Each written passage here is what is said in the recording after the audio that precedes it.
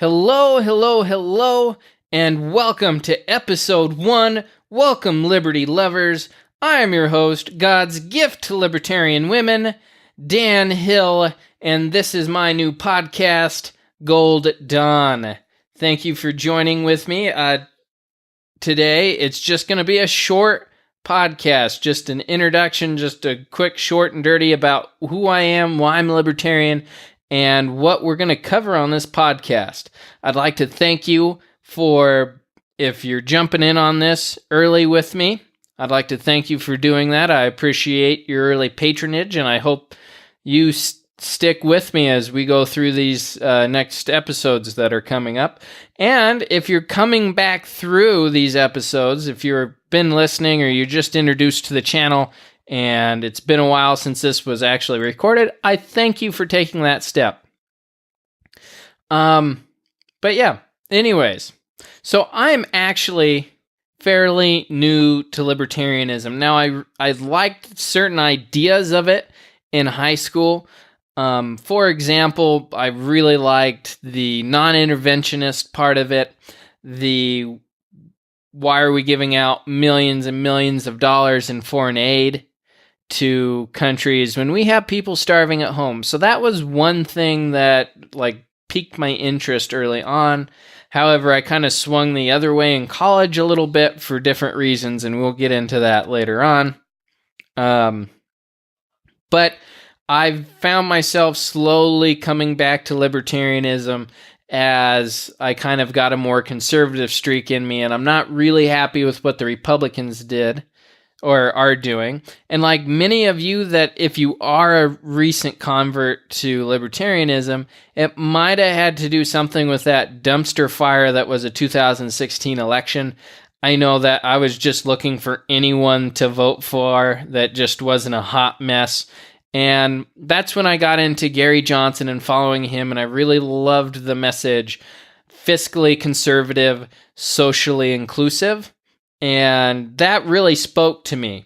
And so that kind of got me down the rabbit trail. And I have been fairly conservative most of my life. Like I said, there's a stretch in college where I didn't know what the heck I was doing.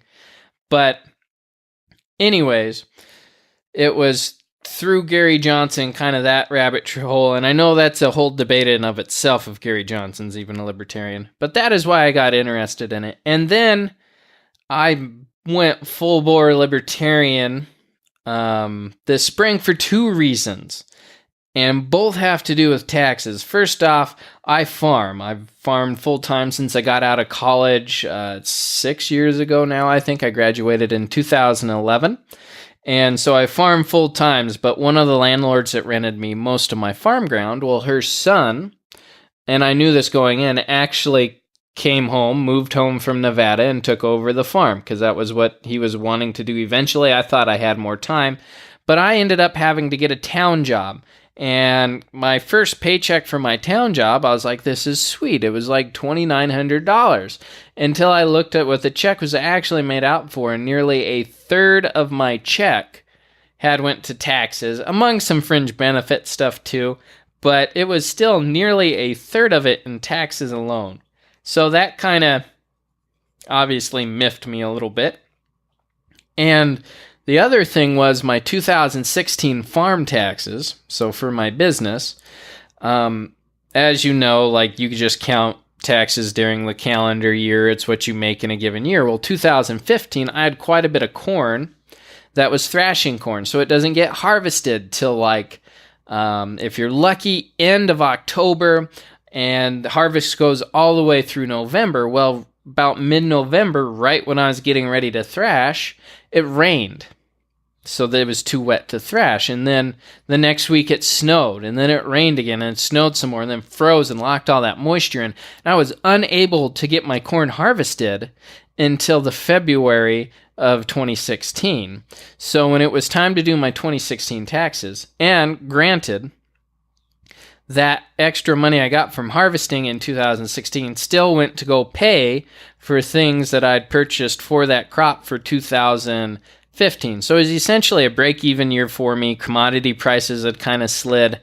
And anyways, I ended up having on paper 2 years of income on 1 year. And I know part of it was probably bad accounting. I actually switched to accountants not just because of this. There are some other things that have been going on that I'm not going to get into that just wasn't right. And anyways, I ended up with that 2 years of farm income. And there was nothing I could do about it at that point when I was doing my 2016 taxes, because 2015 had already been filed and done. So I had to take out a loan to pay a $20,000 tax bill for money I didn't have. And when I made it, went straight to paying for things that would have been written off had I been able to harvest that on time. So that was a pretty big knock for me as far as why, taxes are unreasonable. You shouldn't, there should be some, you shouldn't be paying them anyways, but we'll get into that in hopefully the next episode. Coming down to the next point here is, what is our show going to be? And hopefully entertaining. If you're still listening, here about 6 minutes in, I guess that's a good thing. But obviously it's not going to be as derogatory. Probably not as funny either, because while I do have a sense of humor, I'm not exactly a comedian. But kind of a Daily Show or Steven Crowder type vibe, probably not all the way. If I could at least hit like a Colin Cowherd type show, and granted, he's not a political pundit, but I mean, that's kind of, I like his show. I like listening to that. So kind of that style of format, and it's going to be a documentation of not only my growth inside the party, but also I think as I find these different topics that I want to know more about the Libertarian platform, as I present them to you, I think that helps not only new Libertarians, but also established Libertarians that have been around that maybe either just have forgotten some of the philosophical points behind Libertarianism, or just never bothered looking into things that made sense to them. So I think there's there's a chance for that to be very interesting. As well as the fact I'm going to do all this while bringing you a moderate voice. I'm not an anarcho-capitalist. I have nothing wrong or no problems with anarcho-capitalists. If that's the way you believe, that's fine. Just personally, I think there's I'm more classically liberal, that I think there is a small amount of regulation that makes sense, but it should be very, very stingy, and it should not be the excessive bloat that we've essentially had for the last well over 100 years. And the other thing is, well, I guess that was basically it. So hopefully bringing you an entertaining show that covers interesting topics. And I have some great ideas that as soon as I get the listenership that we can do with that. And it's in a moderate, classically liberal voice. And it's not only just going to be platform points or speaking philosophically all the time, but I'll also get into some current events and talk about current events as well. So anyways, that is essentially everything I wanted to cover with you today. Just a very short and dirty introduction to the channel, like I said, or the podcast. I'm hoping to get it up on everything here soon. This will not be going on YouTube, but very, very soon. If YouTube is your preferred method of partaking of podcasts, I want to get a simulcast, maybe not live right off the bat, but get a video done and do some things specifically for video type stuff.